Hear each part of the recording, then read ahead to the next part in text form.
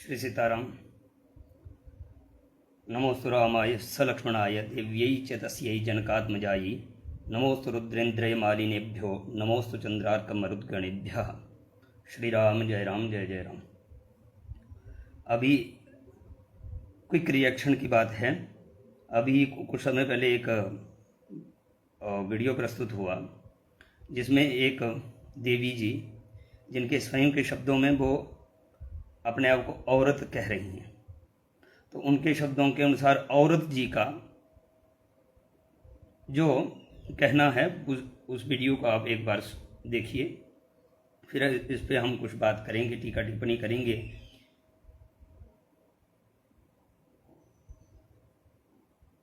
जी, की मूर्ति जहाँ पे होती है, जहाँ मैं वो औरत हूँ जो इस चीज के भी खिलाफ है कि मंदिरों में माता की मूर्ति जहाँ पे होती है, जहाँ जहाँ देवी का रूप है, उसके कपड़े एक आदमी कैसे चेंज कर सकता है? अब तुमको किसने हक दिया? Very valid point.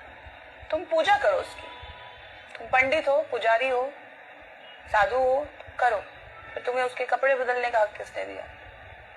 माना वो भगवान है, लेकिन तुम शायद भूल गए कि जब अंदर माता पार्वती नहा रही थी और गणेश भगवान बाहर थे, तो उन्होंने उसको सुरक्षा के लिए रखा था कि देखना कोई आए ना। शिव को भी नहीं जाने दिया था। जब शिव जी को नहीं जाने दिया, तुम कौन हो? तुम कौन हो? तुम मर्द हो, तुम देवता की पूजा करो, उसके कपड़े बदलो, उसका ध्यान रखो। पर वो जो एक पर्टिकुलर मोमेंट आता है, वो एक औरत है। मैं ये बोल ही नहीं रही कि तुमने साधना कितनी कट्टर की है, तुम कितने बड़े सिद्ध पुरुष हो कि तुम्हें परमिशन है, लेकिन वो एक औरत है। आपने औरत जी का ये वचन सुने।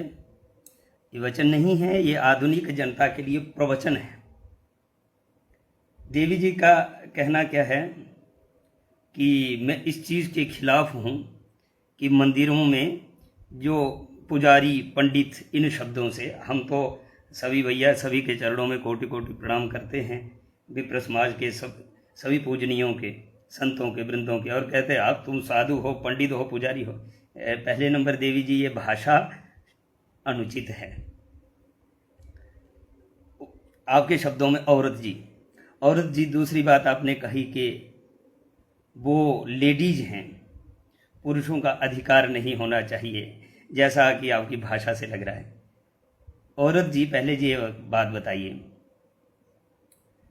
वो देवी की जो प्रतिमा है वो चर्म की है क्या मांस चमड़े की बनी हुई है?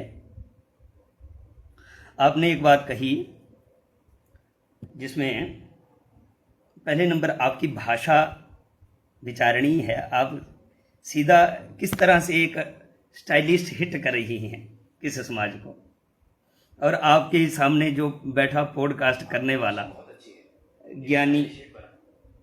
ज्ञानी महापुरुष है, वो भी कहता करेक्ट होना चाहिए। और जहाँ तक कि माता पार्वती का संवाद आपने उठाया, गणेश जी को बाहर रखा था, शिव जी को भी नहीं आने दिया, वो भैया प्रकट रूप की लीला है। क्या प्रकट रूप की लीला में किसी के वस्त्र स्पर्श भी मनाही है? जिस शास्त्र ने देवी को मूर्ति पूजा हमको अलाउ किया, मूर्ति पूजा करने के लिए जिस शास्त्र ने हमको निर्देश किया, उसी ने निर्देश किया कि इसका पूजक कौन होगा। महारानी भी स्वयं अपने हाथ से नहीं करेगी, महाराजा भी अपने हाथ से नहीं करेगा। तो देवी जी, इस तरह से आप, मुझे नहीं लगता आपके सिंदूर आदि सौभाग्य चिन्ह हैं, तो इसका अर्थ आपको विधवा विलाप भी नहीं कह पाएंगे। और सौभाग्य धारण किया होता तो कोई बात ही नहीं थी, फिर तो कहना हम सधवा को कह नहीं सकते। ये आपका जो औरत विलाप है, इस पे थोड़ा विचार करिए। अगर शास्त्र की बात है तो शास्त्र के अनुसार करिए। प्रकट रूप लीला को, इसको आप मूर्ति में घटाओगी तो वो घटेगा नहीं। अब कोई कहे कि गाय क्या होती है, गाय दूध देती है, और क्या प्रतिमा लोहे की भी उसको वो गोमूत्र चाहिए होगा, तो गाय की प्रतिमा के पूजन आदि से आशीर्वाद की प्राप्ति, दिव्य चैतन्यता की प्राप्ति तो हो सकती है, लेकिन क्या गोमूत्र की प्राप्ति हो जाएगी? क्या गोबर की प्राप्ति हो जाएगी?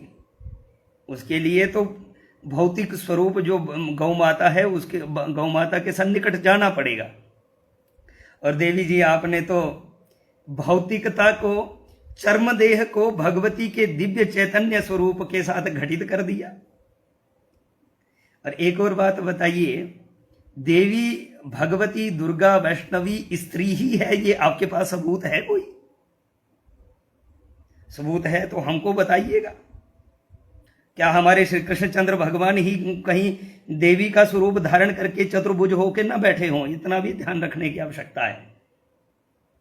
तो कैसे कैसे, और जिन्होंने ये शेयर किया था वो स्वयं भगवती परम्बा वैष्णो माता के उपासक लगते हैं, और उन्होंने शेयर किया था कि विचारणीय है। तो भैया विचारणीय तो होगा ही जब आप उसको नहीं देखा होगा कहीं। मैं कमेंट करता, लेकिन कमेंट बॉक्स था ही नहीं। तो कमेंट बॉक्स नहीं है तो फिर दुष्प्रचार खूब बढ़ेगा। इसलिए इसको प्रारंभ में ही कैसे शांत किया जाए।